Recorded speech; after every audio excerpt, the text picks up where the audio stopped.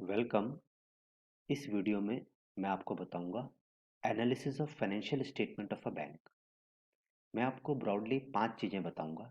Number 1, provision related to preparation of final accounts of a bank. Number 2, format of a balance sheet of a bank. Number 3, format of profit and loss account of a bank.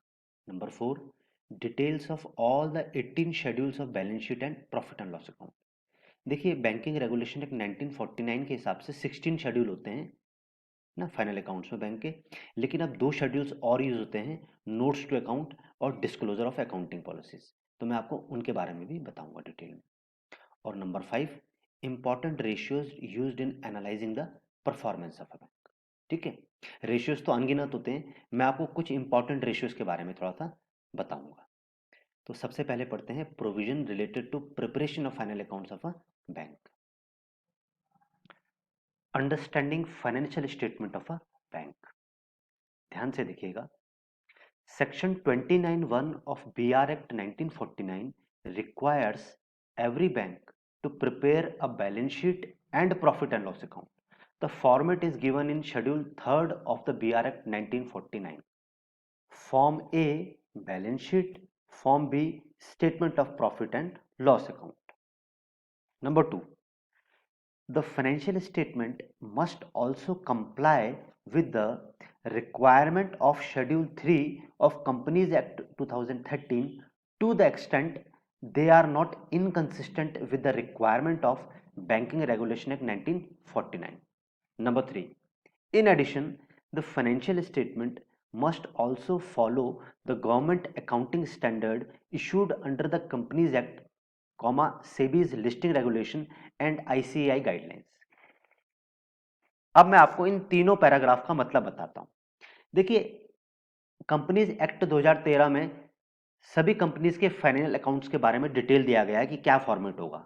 लेकिन 3 ऐसे institutions हैं, organisations हैं, जिनके बारे में companies act ये कहता है कि वो अपने फाइनल अकाउंट्स अपने रिस्पेक्टिव एक्ट से बनाएंगे। कौन कौन से वो 3 इंस्टीट्यूशंस हैं? एक है बैंकिंग कंपनी, एक है इंश्योरेंस कंपनी और एक है इलेक्ट्रिसिटी कंपनी। ये तीनों ऑर्गेनाइजेशन इंस्टीट्यूशन अपने रिस्पेक्टिव एक्ट के हिसाब से चलेंगे और फाइनल अकाउंट्स भी अपने रिस्पेक्टिव एक्ट के हिसाब से चलेंगे। जहां तक बैंकिंग की बात है तो बैंकिंग में क्या है, बैंकिंग रेगुलेशन एक्ट 1949 के हिसाब से बैंक्स अपने बैलेंस शीट और प्रॉफिट एंड लॉस अकाउंट बनाएंगे। किसके हिसाब से? शेड्यूल 3rd में दिया गया है, शेड्यूल 3 में दिया गया है। फॉर्म ए है बैलेंस शीट का फॉर्मेट और फॉर्म बी है statement of profit and loss account. अब आप कैसे याद रखेंगे इसको? देखिए, जो बैलेंस शीट और प्रॉफिट एंड लॉस अकाउंट का जो फॉर्मेट है कंपनीज एक्ट का, वो शेड्यूल 3 में दिया गया है और वही बीआर एक्ट 1949 का भी शेड्यूल 3 में दिया गया है। तो दोनों ही एक्ट में शेड्यूल 3 में दिया गया है, बैंक के केस में बीआर एक्ट 1949 में और कंपनी के केस में कंपनीज एक्ट 2013 के शेड्यूल 3 में। तो आप ऐसे याद कर सकते हैं। और सबसे इंपॉर्टेंट चीज, देखिए, चूंकि बैंक अपने बैलेंस शीट और profit and loss account BR act 1949 के हिसाब से बनाता है, लेकिन उसको साथ में कंपनीज एक्ट 2013 से भी गाइडलाइंस वगैरह भी फॉलो करनी है। लेकिन अगर कभी कोई ऐसी चीज आ जाती है जिसमें कि बीआर एक्ट 1949 और कंपनीज एक्ट 2013 के बीच में कॉन्ट्राडिक्शन हो रहा है, कोई दिक्कत आ रही है, तो उस केस में बीआर एक्ट 1949 जीतेगा, ना कि कंपनीज एक्ट 2013 जीतेगा। यानी कि bank will have to follow BR act 1949 and not companies act 2013। और ये पावर कंपनीज एक्ट ने दिया है बैंक को। दोबारा से सुने, फाइनल अकाउंट्स में कोई ऐसी आपस में डिफरेंस आ रहा है बीआर एक्ट 1949 और कंपनीज एक्ट 2013 के गाइडलाइंस के बीच में, उस केस में बैंक को क्या फॉलो करना पड़ेगा? बीआर एक्ट 1949 की गाइडलाइन, ना कि कंपनीज एक्ट 2013 की गाइडलाइन। तो ये तो प्रोविजंस हैं, एक्ट हैं, जिनके आधार पे फाइनल अकाउंट्स ऑफ बैंक बनता है। अब मैं आपको फॉर्म ए और फॉर्म बी के बारे में बताता हूं, जो फॉर्मेट से बैलेंस शीट और प्रॉफिट एंड लॉस अकाउंट का वो पढ़ते हैं। आइए आगे बढ़ते हैं, पढ़ते हैं। शेड्यूल 3 ऑफ बीआर एक्ट 1949 में दिया गया बैलेंस शीट का फॉर्मेट, जिसको हम कहते हैं फॉर्म ए। इसमें क्या होता है? 2 साल का डाटा होता है, करंट ईयर का और प्रीवियस ईयर का। अब इस स्क्रीन को बड़े ध्यान से देखिएगा, मैं आपको बैलेंस शीट को याद करने का एक शॉर्टकट फॉर्मूला बताऊंगा जो कि हमने पढ़ा था। देखिए, बैलेंस शीट में क्या होगा, एक तरफ होगी कैपिटल एंड लायबिलिटीज और एक तरफ होंगी एसेट। इसके बारे में आप जानते ही हैं। बैंक के कैपिटल और लायबिलिटी साइड में क्या होगा? सबसे ऊपर कैपिटल, सबसे पहला क्या होगा? कैपिटल, इसको मैं क्या लिखूं? सी। दूसरा क्या होगा? रिजर्व्स एंड सरप्लस, इसको मैं क्या लिखूंगा? आर। तीसरा डिपॉजिट, इसको मैं लिखूंगा डी। चौथा बोरोइंग्स, इसको मैं लिखूंगा बी। और लास्ट है अदर लायबिलिटीज एंड प्रोविजन, इसको मैं लिखूंगा ओ। CRDBO, C for capital, R for reserves and surpluses, D for deposit, B for borrowings and O for other liabilities and provision। ये बैंक की लाइबिलिटी साइड का पूरा detail है। इसको हम लोग कैसे याद करते थे? देखिए, जिन लोगों ने सीए किया है वो लोग जानते होंगे, दो मैं सीए नहीं हूं, लेकिन मैंने भी अपने जब मैंने पढ़ा था तो मेरे टीचर ने मुझे ऐसे ही बताया था। C for capital, R for reserves, D for deposit, B for borrowing, O for other liabilities। इसको याद कैसे करेंगे? Can Ramu dhobi buy oranges, ऐसे याद करते हैं। Can Ramu dhobi buy oranges, can Ramu dhobi buy oranges, can Ramu dhobi buy oranges. C for capital, R for reserves, D for deposit, B for borrowings, O for other liabilities। Can Ramu dhobi buy oranges, ऐसे आप याद रखेंगे। ठीक है, अब आते हैं एसेट साइड में। एसेट साइड में क्या है? सबसे पहले cash and balances with Reserve Bank of India, इसको मैं क्या लिखूंगा? C. Balance with banks and money at call and short notice, इसको मैं लिखूंगा बी। नंबर 3 इन्वेस्टमेंट, इसको मैं लिखूंगा आई। नंबर 4 एडवांसेस, इसको मैं लिखूंगा ए। नंबर 5 फिक्स्ड एसेट्स, इसको मैं लिखूंगा एफ। नंबर 6 अदर एसेट्स, इसको मैं लिखूंगा ओ। C for cash and balance with RBI, B for balance with banks and money at call and short notice, I for investment, A for advances, F for fixed assets, O for other assets। इसको याद कैसे करेंगे आप? CBIAFO, कैसे याद करते थे हम लोग इसको? CBI central bureau of investigation, CBI against fraud organisation. CBI किसके अगेंस्ट होती है? फ्रॉड ऑर्गेनाइजेशन के। तो कैसे याद करेंगे? CBI against fraud organisation, CBI against fraud organisation. C for cash and balance with RBI, B for balance with banks and money at call and short notice, I for investment, A for advances, F for fixed assets, O for other assets. इस तरह से हम लोग याद रखेंगे CBI AFO. और capital liabilities कैसे याद रखा था? Can Ramu dhobi buy oranges. Assets को सीबीआई अगेंस्ट फ्रॉड ऑर्गेनाइजेशन। ठीक, उसके बाद एक बैलेंस शीट के नीचे का पार्ट होता है, ये बैलेंस शीट यहां तक है, इसके नीचे का पार्ट होता है, फुट नोट्स में कुछ पार्ट होता है, एक होता है कंटिजेंट लाइबिलिटीज और उसके नीचे होता है बिल्स फॉर कलेक्शन। ये बैलेंस शीट के नीचे होते हैं, बैलेंस शीट का पार्ट नहीं होते, बैलेंस शीट के नीचे होते हैं लिखा हुआ है। ठीक है, कंटिजेंट लाइबिलिटीज और बिल्स फॉर कलेक्शन होता है। तो ये तो होता है बैलेंस शीट का फॉर्मेट। अब हम पढ़ते हैं प्रॉफिट एंड लॉस अकाउंट का फॉर्मेट। आइए बढ़ते हैं आगे। आइए पढ़ते हैं form B of schedule 3 of BR act 1949, जो कि है प्रॉफिट एंड लॉस अकाउंट के फॉर्मेट के बारे में। इसमें भी 2 साल का डाटा होता है, करंट ईयर का और प्रीवियस ईयर का। पढ़ते हैं। नंबर 1 इनकम, सबसे ऊपर क्या होती है? इनकम बैंक की इनकम को जो है मेनली 2 पार्ट में होता है, इसमें डिवाइड किया गया है, इंटरेस्ट अर्न्ड और अदर इनकम। ठीक है, इनका टोटल हो जाता है। उसके नीचे फिर है एक्सपेंडिचर, इंटरेस्ट एक्सपेंडेड, फिर उसके नीचे ऑपरेटिंग एक्सपेंसेस और फिर उसके नीचे प्रोविजन एंड कंटिजेंसीज। और इनका भी टोटल कर देते हैं तो टोटल एक्सपेंडिचर आ जाता है। टोटल इनकम में से टोटल एक्सपेंडिचर जब सब्ट्रैक्ट करते हैं तो प्रॉफिट या लॉस आ जाता है। इनकम ज्यादा है तो प्रॉफिट आता है, एक्सपेंडिचर ज्यादा है तो लॉस आता है। तो ये क्या हो जाता है? Net profit loss for the year. और फिर पिछले साल का जो नेट प्रॉफिट लॉस है उसको ब्रॉड फॉरवर्ड करते हैं, उसको भी लिखते हैं और फिर इनका टोटल करते हैं। उसमें से एप्रोप्रिएशन घटा देते हैं। एप्रोप्रिएशन क्या होता है? नेट प्रॉफिट को क्या किया हमने, किस तरह से डिस्ट्रीब्यूट किया, उसको हम एप्रोप्रिएशन बोलते हैं। एप्रोप्रिएशन में हम क्या करते हैं? Transfer to statutory reserves, transfer to other reserves, transfer to government oblique propose dividend. और ये सब घटाने के बाद एप्रोप्रिएशन जो आता है वो क्या होता है? Balance carried over to balance sheet, यानी कि रिटेन्ड प्रॉफिट आता है। तो ये तो होता है प्रॉफिट एंड लॉस अकाउंट का फॉर्मेट। दोबारा से देखें, सबसे ऊपर इनकम जिसके अंदर सब हेड है इंटरेस्ट अर्न्ड, अदर इनकम और फिर टोटल। उसके नीचे एक्सपेंडिचर जिसके अंदर है इंटरेस्ट एक्सपेंडेड, ऑपरेटिंग एक्सपेंसेस, फिर है प्रोविजन एंड कंटिजेंसीज, फिर इनका टोटल। फिर टोटल इनकम में से एक्सपेंडिचर को घटाएंगे तो वो net profit for the year आएगा। फिर पिछले साल का जो प्रॉफिट या लॉस है उसको ब्रॉट फॉरवर्ड उसको लिखना है यहाँ पर और इनका टोटल करना है, उसमें से एप्रोप्रिएशन भी करना है और एप्रोप्रिएशन करने के बाद जो बचेगा वो क्या होगा, रिटेन्ड प्रॉफिट। और रिटेन्ड प्रॉफिट कहाँ जाएगा, it will be carried to balance sheet. तो ये तो था बैलेंस शीट और प्रॉफिट एंड लॉस अकाउंट का फॉर्मेट। अब हम पढ़ते हैं शेड्यूल्स के बारे में डिटेल, ठीक है, वन बाय वन हम सारे शेड्यूल्स के पढ़ेंगे। पहला जो शेड्यूल होता है वो होता है कैपिटल का।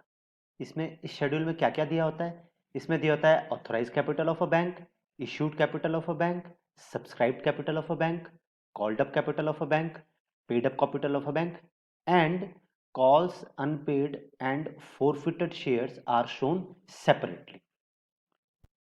ऑथराइज कैपिटल क्या होती है, सपोज किसी बैंक की ऑथराइज कैपिटल 100 रुपीज है, इसका यह मतलब है कि इतनी ही पूंजी ये रेज कर सकता है, उठा सकता है।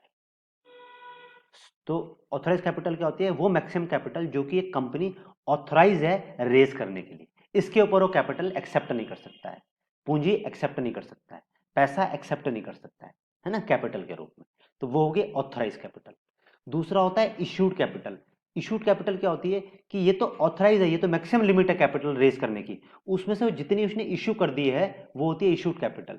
सपोज किसी कंपनी की इशूड कैपिटल 90 रुपीज है, उसकी ऑथराइज कैपिटल 100 रुपीज है, मैक्सिमम कैपिटल जो वो रेज कर सकता है, उसमें से वो 90 रुपीज की कैपिटल जो है उसने इशू कर दी है पब्लिक को, ठीक है। और इशूड कैपिटल क्या होता है हमेशा, इट इज लेस देन और इक्वल टू ऑथराइज कैपिटल। तीसरा होता है सब्सक्राइब्ड कैपिटल। सब्सक्राइब का मतलब होता है अप्लाई करना। बैंक ने इशू तो 90 की कर दी है, पब्लिक ने कितने का अप्लाई किया है, वो होती है सब्सक्राइब कैपिटल। हो सकता है सब्सक्राइब कैपिटल 80 रुपीज की हो, तो सब्सक्राइब कैपिटल क्या होता है, it is always equal to और लेस देन इशूड कैपिटल। फिर होता है called up capital. Subscribe capital में से बैंक ने डिमांड कितनी की है वो होती है कॉल्ड अप कैपिटल। सपोज क्योंकि एक साथ शेयर का पैसा नहीं मंगाया जाता किसी भी कंपनी के द्वारा ना, धीरे धीरे मंगाया जाता है, तो जो पैसा डिमांड किया है, जो मंगाया गया है, वो कॉल्ड अप कैपिटल है। Suppose called up capital 60 rupees की है, तो कॉल्ड अप कैपिटल क्या होती है हमेशा, इट इज लेस देन और equal to subscribe capital. Last आता है पेड अप कैपिटल। ये तो बैंक ने डिमांड किया है, सारे शेयर होल्डर्स तो पैसा नहीं दे देंगे ना, कुछ डिफॉल्ट भी करेंगे, तो जो एक्चुअली जो कैपिटल, जो पैसा बैंक को मिला वो पेड अप कैपिटल है। तो हो सकता है पेड अप कैपिटल 40 रुपए की हो, तो पेड अप कैपिटल क्या होती है, paid up capital is always less than और equal to called up capital. और उसके बाद कॉल्स अनपेड और फोरफिटेड शेयर्स को क्या होता है, बैंक सेपरेटली दिखाता है अपने शेड्यूल। तो ये तो होता है शेड्यूल कैपिटल का। अब पढ़ते हैं शेड्यूल 2 जो है रिजर्व्स एंड सरप्लसेस का। शेड्यूल 2 रिजर्व्स एंड सरप्लसेस का, देखिए सबसे ऊपर आता है स्टैट्यूटरी रिजर्व्स। देखिए एज पर गाइडलाइन जो ना, all scheduled commercial banks must transfer 25% of net profit to statutory reserves every year. हर साल जो है नेट प्रॉफिट का 25% जो है वो स्टैट्यूटरी रिजर्व्स में डालना ही डालना है अगर प्रॉफिट हुआ है तो। वो होता है स्टैट्यूटरी रिजर्व्स। दूसरा होता है कैपिटल रिजर्व्स। आपने पढ़ा होगा अकाउंटिंग में कैपिटल रिजर्व क्या होता है, जो कैपिटल नेचर का होता है। It does not include any amount that is free for distribution to share holders. For instance the surplus on revaluation और sale of fixed assets is a capital reserve. तीसरा होता है share premium reserve. Share premium, share को जब premium पे issue करते हैं, जो प्रीमियम आता है वही क्या होता है, share premium. The premium received on account of premium on issue of shares. It cannot be distributed. Appropriation can be made only for the purpose specified in Companies Act. Number 4, revenue and other reserves. Reserves other than above reserves like general reserve and investment reserves. और last होता है balance sheet profit and loss account. This is the balance of profit and loss account after appropriation and dividend. In other words it is the retained earning.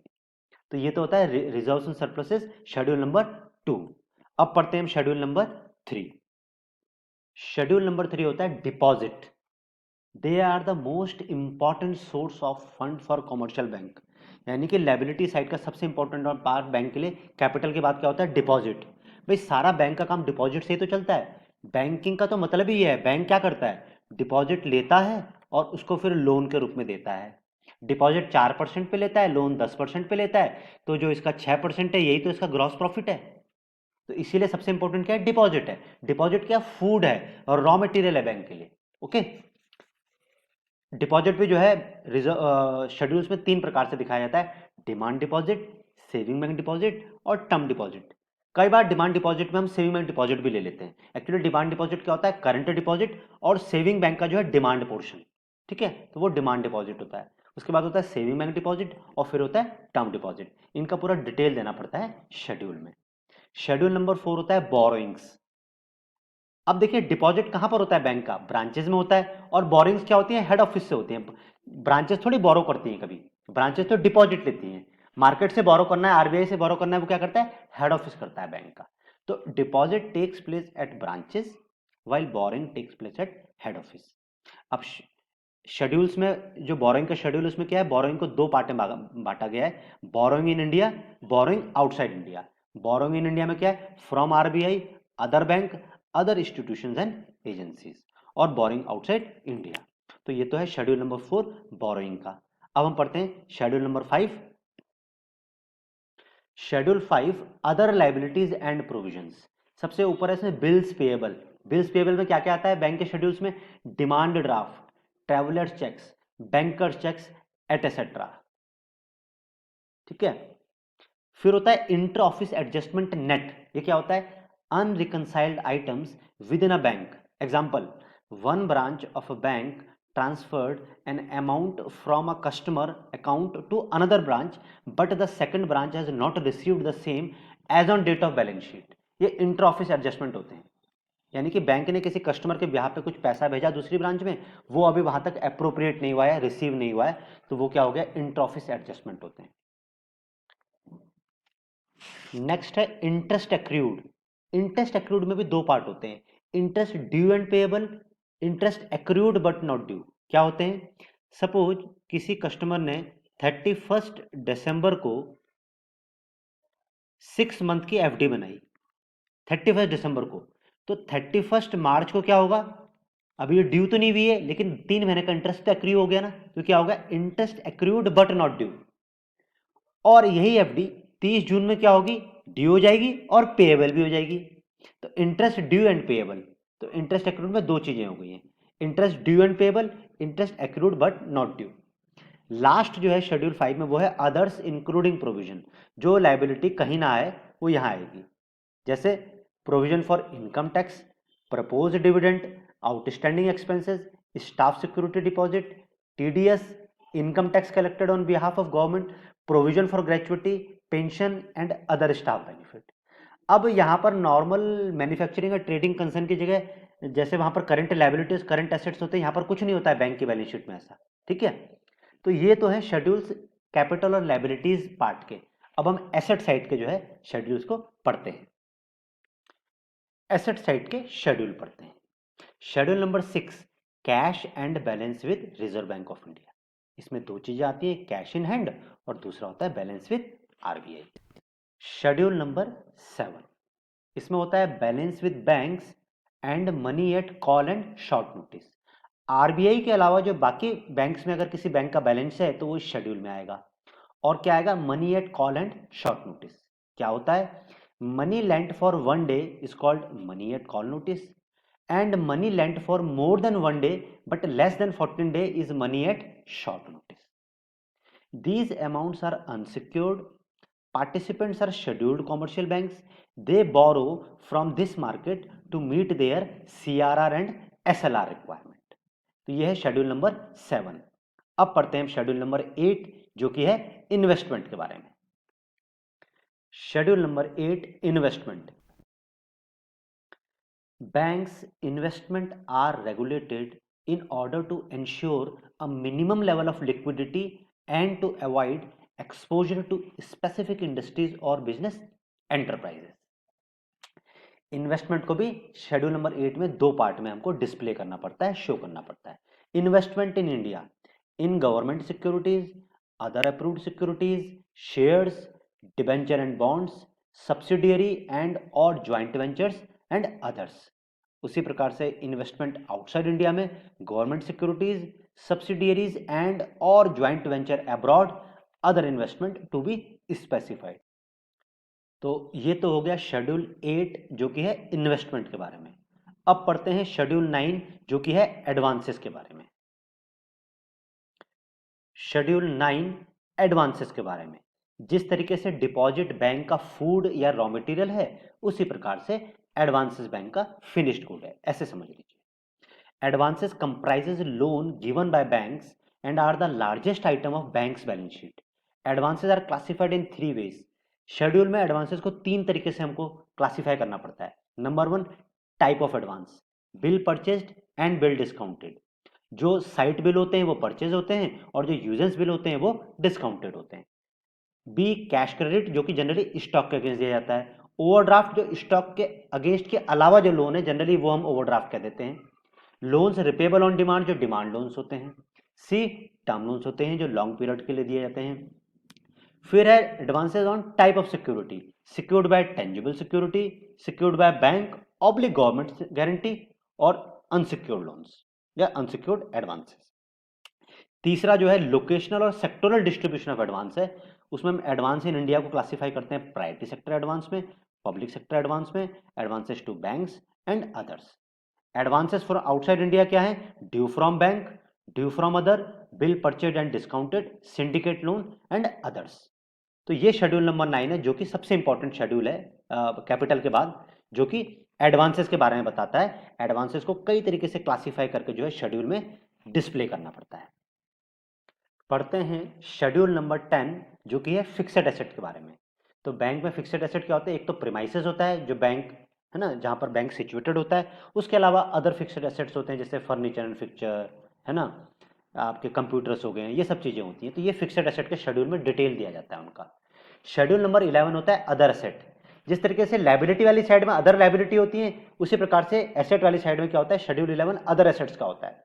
जैसे inter office adjustment, अगर inter office adjustment debit है तो asset side में जाएगा, inter office adjustment credit है तो वो other liability वाले में जाएगा, लाइबिलिटी साइड में। इंटरेस्ट एक्रूड, बैंक ने जो लोन दिया है उस पर जो इंटरेस्ट एक्रू हुआ है। Advance tax, TDS, stationery and stamp, non banking assets acquired in satisfaction of claims, deferred tax assets, others. तो ये क्या है? Other assets. पढ़ते हैं schedule number 12। Schedule number 12, contingent liabilities and bill for collection. देखिए, bill for collection contingent liabilities के नीचे आता है। इसका कोई बिल्स फॉर कलेक्शन का अलग से शेड्यूल नहीं है, इसको हम कंटिजेंट लायबिलिटी के शेड्यूल में ही अलग से नीचे से डाल देते हैं। ठीक है, अब इसका एग्जांपल क्या है? देखिए, कंटिजेंट लायबिलिटीज क्या होती हैं? जो फ्यूचर में अराइज हो सकती हैं किसी पर्टिकुलर कंडीशन के पूरी होने पर या ना होने पर, वो कंटिजेंट लायबिलिटीज होती हैं। जो सबसे फेमस एग्जांपल्स हैं letter of credit, bank guarantees, है ना। एग्जांपल्स हैं claim against the bank not acknowledged debts, B liability of partly paid investment, C liability on account of outstanding forward exchange contract. सारे forward contract कहां पर आते हैं? Contingent liabilities में आते हैं, उनकी जो लाइबिलिटी होती है। Guarantees given on behalf of customers, acceptance, endorsement and other obligations. Bank क्या करता है? कई बार अपने कस्टमर के बिहाफ पे बिल को एक्सेप्ट कर लेता है, तो अगर कल के दिन कस्टमर पैसा ना देगा तो बैंक पैसा देगा, तो वो क्या हो गया? कंटिजेंट लायबिलिटी होगी बैंक के लिए। बिल्स फॉर कलेक्शन, ये भी कंटिजेंट लायबिलिटीज के नीचे आता है। Other items for which bank is contingently liable, जैसे कि लेटर ऑफ क्रेडिट वगैरह। तो ये शेड्यूल नंबर 12 है, कंटिजेंट लायबिलिटीज, और उसके नीचे हम बिल्स फॉर कलेक्शन का भी डिटेल लिखते हैं। अब शेड्यूल नंबर 13 से आगे क्या है? वो प्रॉफिट एंड लॉस अकाउंट के शेड्यूल है। आइए पढ़ते हैं। Schedule number 13, interest earned. इसमें देखिए क्या क्या पॉइंट्स हैं। Interest on advances bills, interest on advances या interest on bills, income of investment, investment से जो इनकम हो रही है, interest on balance with RBI and interbank funds, और अदर इंटरेस्ट। तो ये तो इंटरेस्ट अर्न का शेड्यूल है। शेड्यूल नंबर 14 है अदर इनकम, इंटरेस्ट के अलावा जो इनकम है, कहां कहां से होती है income? Commission, exchange, brokerage, profit on sale of investment oblique revaluation of investment oblique sale of fixed assets, less loss on sale of investment oblique revaluation of investment oblique sale of fixed assets.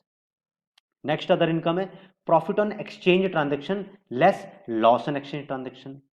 फिर है income earned by way of dividend from subsidiary companies and और joint venture abroad in India, और last में miscellaneous income. तो ये हो गया schedule 14 other income का। पढ़ते हैं शेड्यूल 15। शेड्यूल 15 है interest expanded.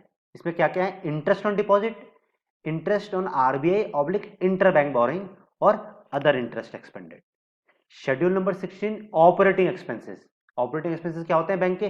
Payment to and provision for employees, rent, taxes and lighting, printing and stationery, advertisement and publicity, depreciation of banks property, directors fee, allowances and expenses, auditors fee and expenses, law charges, postage, telegram and telephone, repair and maintenance, insurance, other expenditures.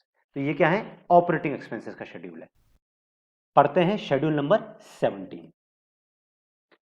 Schedule number 17 से पहले एक चीज और मैं बताना चाहता हूं आपको, जो कि प्रॉफिट एंड लॉस अकाउंट में रहता है.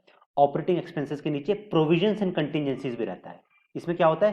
प्रोविजन फॉर एनपीए और प्रोविजन फॉर टैक्सेस रहते हैं. ये भी जो है एक्सपेंडिचर साइड का एक पार्ट रहता है, भले ही इसका कोई शेड्यूल अलग से नहीं होता है.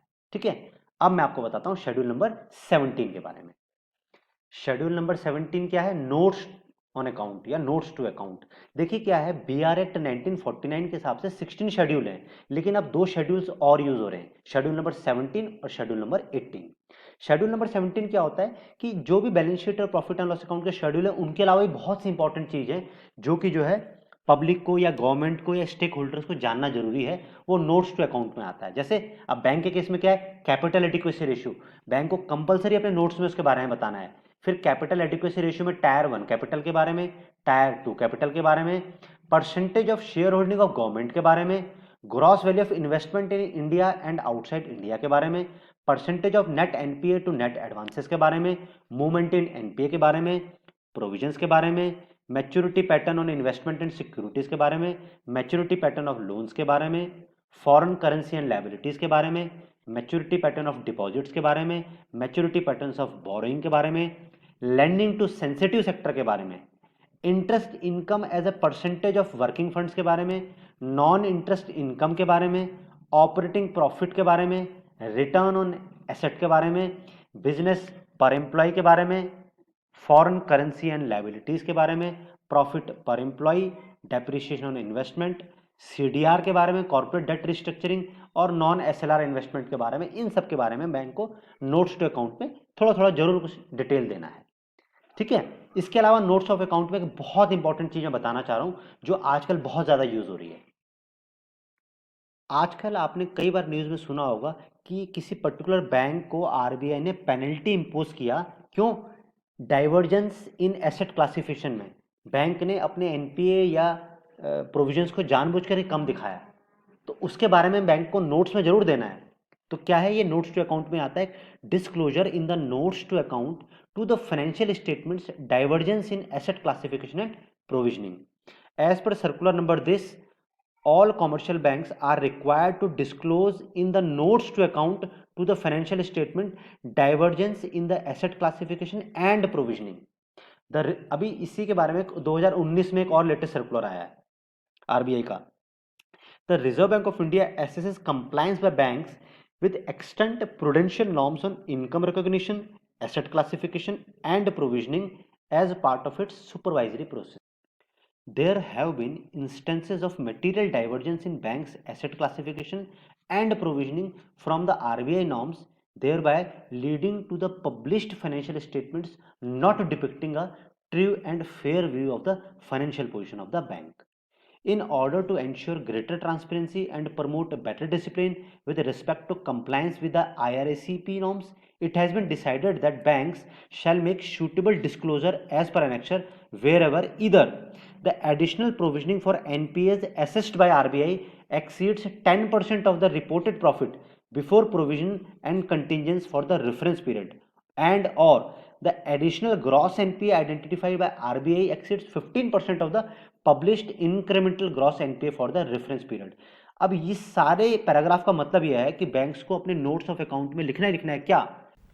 बैंक ने जो एनपीए अपना बैलेंस शीट में दिखाया और सब्सिक्वेंटली आरबीआई ने इंस्पेक्शन किया और इंस्पेक्शन के बाद ये पता लगा कि 15% या उससे ज्यादा बैंक ने अपना एनपीए को छुपाया, तो फिर बैंक्स को क्या करना पड़ेगा? उसको अपने नोट्स टू अकाउंट में मेंशन करना पड़ेगा. या बैंक्स ने पर्टिकुलर प्रोविजन किया उस साल में और आरबीआई ने सब्सिक्वेंटली इंस्पेक्शन किया और आरबीआई ने पाया कि बैंक्स ने 10% या उससे ज्यादा मतलब प्रोविजनिंग कम दिखाई जानबूझकर, तो फिर उसको भी क्या है, बैंक्स को अपने नोट्स टू अकाउंट में इसको मेंशन करना पड़ेगा। तो ये जो दोनों कमियां आरबीआई पकड़ेगा बैंक्स की बैलेंस शीट में या प्रॉफिट एंड लॉस अकाउंट में, उन कमियों को बैंक्स को नोट्स टू अकाउंट में मेंशन करना है। कहां पर? Divergence in asset classification and provisioning में। ठीक है, अब नोट्स टू अकाउंट में कुछ और इंपॉर्टेंट चीजें बैंक को मेंशन करनी है। क्या, मैं आपको बताता हूं। The RBI has taken several steps from time to time to enhance the transparency in the operation of banks by stipulating comprehensive disclosure in tune with international best practices. The RBI has prescribed the following additional disclosure in the notes to accounts in the bank's balance sheet from the year ending March 2010. ये चीजें आपको bank को compulsory display करनी है, mention करनी है अपने notes to account में। Concentration of deposits, advances, exposures and NPA. जो टॉप डिपॉजिटर्स हैं, जो टॉप एडवांसेस हैं, टॉप एक्सपोजर है, टॉप एनपीएज हैं, उनका डिटेल देना है बैंक्स को नोट्स टू अकाउंट में। सेक्टर वाइज एनपीए का डिटेल देना है, मूवमेंट ऑफ एनपीए का डिटेल देना है, overseas assets, NPAs and revenue का डिटेल देना है, of balance sheet special purpose vehicle sponsored by bank का डिटेल देना है। तो नोट्स टू इंपॉर्टेंट, तो बहुत ज्यादा इंपॉर्टेंट चीज है इस समय जो है, बैंक्स को शो करना ही करना है नोट्स टू अकाउंट को अपने फाइनल अकाउंट्स में। ठीक है, पढ़ते हैं last schedule, schedule number 18। Schedule 18, disclosure of accounting policies.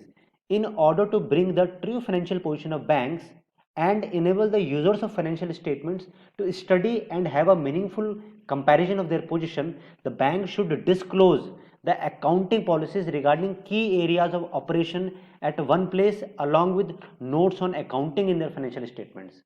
Banks को जैसे जैसे fixed assets, provisions, deferred tax liabilities, इन सब में बैंक्स ने कौन सी अकाउंटिंग पॉलिसी यूज किया उसका डिटेल देना है बैंक को। तो वो कहाँ आएगा? शेड्यूल नंबर 18 में। तो टोटल शेड्यूल कितने हो गए? 18 हो गए। बैंकिंग रेगुलेशन एक्ट 16 शेड्यूल के बारे में बताता है और ये 2 शेड्यूल सब्सिक्वेंटली जो है जोड़े गए हैं।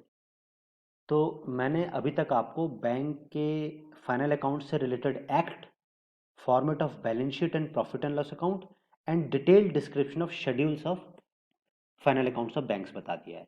अब हम लास्ट पार्ट में आते हैं वीडियो के, financial ratios relating to strength of a bank.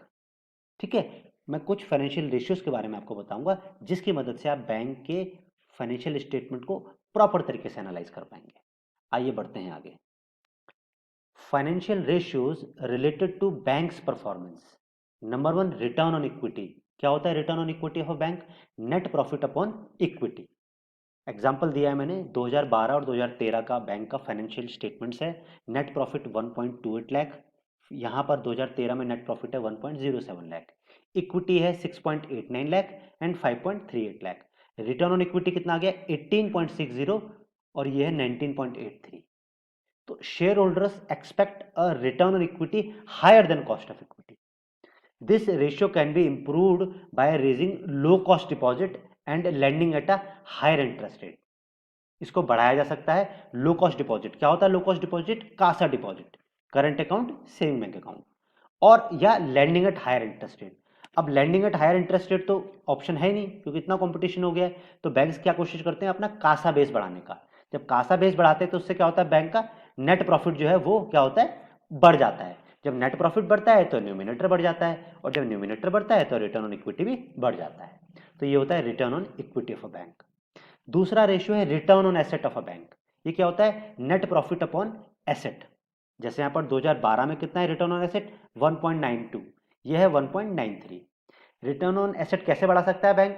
या तो आप एसेट्स में कुछ पार्ट कम करो। कौन सा? जैसे बैंक्स में फ्लैबी एसेट्स होते हैं, फ्लैबी एसेट्स को बैंक कम कर देगा, डिनोमिनेटर क्या हो जाएगा? कम हो जाएगा, तो ऑटोमेटिकली जो है रिटर्न ऑन एसेट बढ़ जाएगा।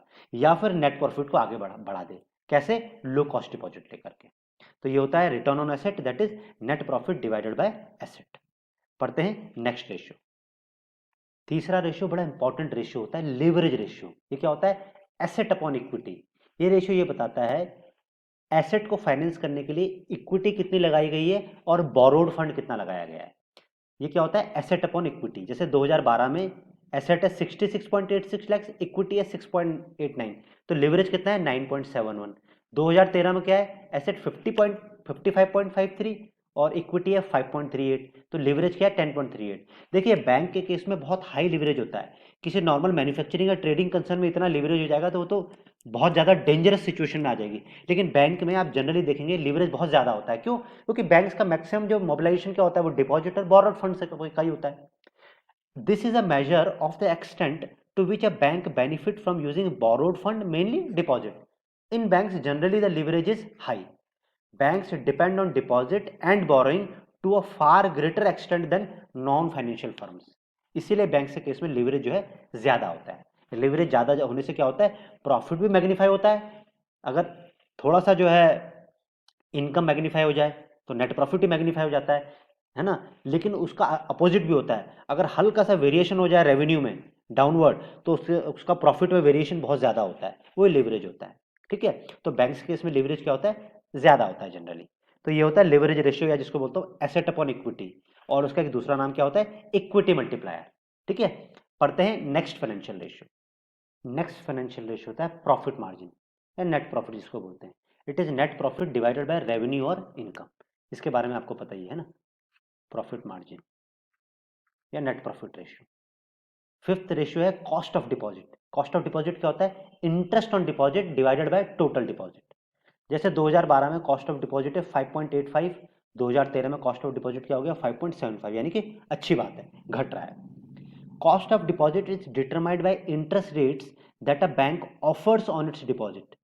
Interest rates are in turn determined by many factors including the RBI's monetary policy and the demand for and supply of fund in the market. Certificate of cost of deposit is also affected by composition of bank deposit. Higher the CASA, lower will be the COD and vice versa. तो cost of deposit bank चाहता है हमेशा कम से कम रखने के लिए, और उसके लिए बैंक को क्या करना पड़ता है, अपना कासा बेस बढ़ाना पड़ता है। पढ़ते हैं नेक्स्ट रेशियो। नेक्स्ट रेशियो है cost of fund of a bank. Cost of fund of a bank क्या होता है, interest expense divided by interest bearing liabilities. अब यहां पर कॉस्ट ऑफ डिपॉजिट ही नहीं, उसके अलावा भी जो बैंक जहां से फंड उठाता है, इंटरेस्ट बेरिंग फंड्स हैं, इंटरेस्ट बेरिंग लायबिलिटीज हैं, वो सारे फंड जिसमें इंटरेस्ट बैंक को देना पड़ता है वो कॉस्ट ऑफ फंड में हम लेते हैं। और कॉस्ट ऑफ डिपॉजिट में हम क्या लेते थे, केवल डिपॉजिट लेते थे। इसका मतलब कॉस्ट ऑफ फंड हमेशा ज्यादा होगा कॉस्ट ऑफ डिपॉजिट से। तो कॉस्ट ऑफ फंड क्या होता है, interest expense divided by interest bearing liabilities. जैसे 2012 में क्या है, कॉस्ट ऑफ फंड 6.04 है और 2013 में है 5.89। नेक्स्ट है यील्ड ऑन एडवांस। जैसे कॉस्ट ऑफ डिपॉजिट होता है उसका अपोजिट होता है यील्ड ऑन एडवांस, यानी आपने इंटरेस्ट ऑन एडवांस कितना कमाया और आपका टोटल एडवांस कितना है, वो होता है यील्ड ऑन एडवांस। उसी प्रकार से यील्ड ऑन फंड होता है, जैसे कॉस्ट ऑफ फंड होता है वैसे यील्ड ऑन फंड होता है। बैंक को केवल एडवांस ही नहीं, वो सारे एसेट्स जो कि बैंक को इंटरेस्ट दे रहे हैं उनको कंसिडर करना पड़ता है यील्ड ऑन एडवांस में। तो यील्ड ऑन एडवांस का फॉर्मूला क्या होता है, interest income divided by interest earning assets. तो ये yield on advance, yield on fund होता है। ठीक है, पढ़ते हैं नेक्स्ट रेशियो। नेक्स्ट रेशियो होता है स्प्रेड। ये बहुत इंपॉर्टेंट है, न्यूज़पेपर्स वगैरह में बहुत यूज होता है। स्प्रेड कोई अलग से कोई रेशियो नहीं है, ये क्या है, yield on fund minus cost of fund, ये स्प्रेड होता है। जैसे 2012 में यील्ड ऑन फंड 10.56 था, कॉस्ट ऑफ फंड 6.04 था, तो स्प्रेड 4.52। 2013 में क्या हो गया, स्प्रेड 4.42। स्प्रेड कम हो रहा है जो कि अच्छी बात नहीं है। 10th है नेट इंटरेस्ट मार्जिन।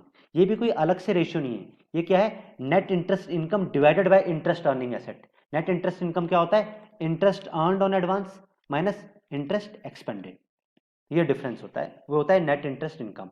तो नेट इंटरेस्ट मार्जिन क्या हुआ, net interest income divided by interest earning assets. ठीक, अच्छा, नेट इंटरेस्ट मार्जिन क्या होता है, net interest margin is a measure of banks ability to control interest rate risk. ये क्या, higher the NIM the more profitable the bank. पढ़ते हैं next ratio. Next ratio है cost to income ratio. Cost ratio भी कहते हैं इसको, overhead ratio भी कहते हैं। यही बहुत मोस्ट इंपॉर्टेंट रेशियो होता है बैंक्स की प्रॉफिटेबिलिटी एनालिसिस के लिए। ये क्या होता है, ऑपरेटिंग एक्सपेंसेस अपॉन रेवेन्यू या इनकम। जैसे 2012 में ऑपरेटिंग एक्सपेंस 1.78 लाख है, रेवेन्यू 7.43 लाख, तो कॉस्ट इनकम रेशियो क्या होगा, 23.98%। 2013 में क्या है, कॉस्ट इनकम रेशियो 24.21%। अब ध्यान से सुनिए जो मैं कह रहा हूं, operating expense include salaries, employees related expenses, rent, administrative expenses, but exclude interest. It measures the operating efficiency of the bank. The smaller the ratio, better is for the bank. The decrease in cost income ratio indicates better utilization of its employees, office space, technology and other resources. Since most of the bank's operating cost is fixed or semi-fixed, so cost income ratio is also the measure of operating leverage of a bank. The lower the operating leverage, the lesser the risk of being overburdened with fixed costs in the event of contraction of business. तो cost to income ratio को हम क्या कह सकते हैं? Operating leverage of a bank भी कह सकते हैं। पढ़ते हैं नेक्स्ट रेशियो। ये लास्ट रेशियो है। वैसे तो रेशियोज अनगिनत हैं, लेकिन मैंने आपको ये 12 इंपॉर्टेंट रेशियोज के बारे में बताया। तो लास्ट रेशियो है एसेट टर्नओवर रेशियो। आपने नॉर्मल अकाउंटिंग में ही पढ़ा होगा, उसको फाइनेंशियल मैनेजमेंट में पढ़ा होगा। एसेट टर्नओवर क्या होता है? Revenue upon asset. तो ये क्या बताता है? It measures banks efficiency in utilising its assets. It indicates how many times the asset were turned over in a period in order to generate revenue. जितना ज्यादा एसेट टर्नओवर होगा उतना better है। तो एसेट टर्नओवर क्या बताता है कि 1 रुपए का एसेट कितना रेवेन्यू जनरेट कर रहा है। जैसे 2012 में क्या है? 0.1112 टाइम्स। 2013 में क्या है? 0.1084, यानी 2012 से 2013 में कम हो गया है एसेट टर्नओवर रेशियो, तो जो कि अच्छी बात नहीं है। तो एसेट टर्नओवर रेशियो क्या बताता है कि एसेट कितना जनरेट कर रहा है रेवेन्यू। दो कंपनी है, कंपनी ए और कंपनी बी। एक का एसेट टर्नओवर रेशियो 7 है, एक का एसेट टर्नओवर रेशियो 8 है। इसका मतलब क्या है?